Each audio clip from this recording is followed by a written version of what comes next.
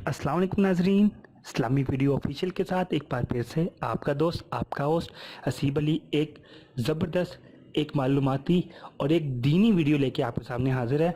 दोस्तों, सबसे पहले उन लोगों का बहुत बहुत बहुत शुक्रिया जो मेरे चैनल को लाइक कर रहे हैं, मेरे चैनल को सब्सक्राइब कर रहे हैं। अगर आपने भी अभी तक मेरे चैनल को सब्सक्राइब नहीं किया तो तमाम दोस्तों, भाइयों, बहनों से रिक्वेस्ट है कि मेरे चैनल को सब्सक्राइब करें और प्लीज़ बेल आइकन को लाजमी दबाएं ताकि मेरी अच्छी, बेहतरीन और मालूमाती वीडियो आपको फ़ौरन मिलें।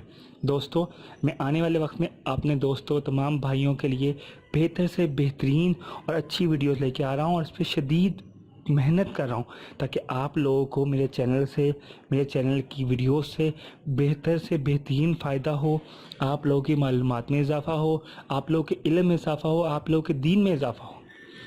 आप तमाम तर मेरी वीडियो से फ़ायदा उठाएं। दोस्तों, आज जो वीडियो मैं आपके लिए लेके आया हूँ, ये उम्मीद है आपको बहुत पसंद आएगी। हम लोग अक्सर बीमारी की हालत में, बुखार की हालत में दिल बर्दाश्ता हो जाते हैं।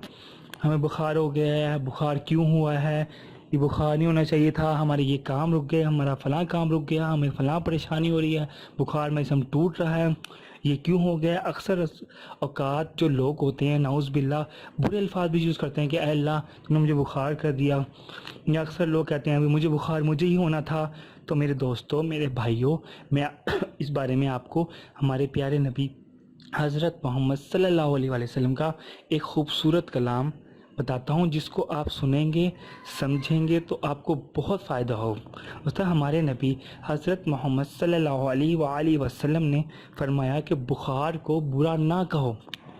बुखार यानी कि बुखार, तकलीफ़, इसको बुरा ना कहो, क्योंकि ये आदमी के गुनाह इस तरह मिटा देता है, बुखार आदमी के गुनाह इस तरह मिटा देता है जिस तरह जलती हुई भट्टी लोहे के ज़ंग को ख़त्म कर देती है। और दोस्तों, जो फरमान मेरे नबी ने किया है ना, जो फरमान, जो अल्फाज, जो कलमात मेरे नबी ने फरमाया है ना, उनमें तो गलत बयानी हो ही नहीं सकती। तो इसलिए बुखार हो तो उसको बर्दाश्त करें और हर लम्हा अल्लाह से अपनी मग़फ़िरत की दुआ करें। बीमारी की आलम में जब इंसान अल्लाह को याद करता है, अल्लाह से दुआ करता है, तो अल्लाह ताला उस पर ख़ास करम करता है, उसके गुनाह भी माफ़ करता है, उसको सेहत भी बख्शता है।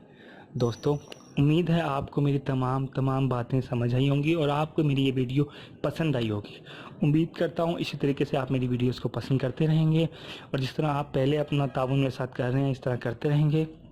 दोस्तों, बहुत बहुत शुक्रिया तमाम भाइयों का, तमाम बहनों का, और आप लोग खुश रहें।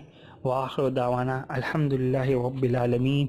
अस्सलामु अलैकुम व रहमतुल्लाहि व बरकातुहू।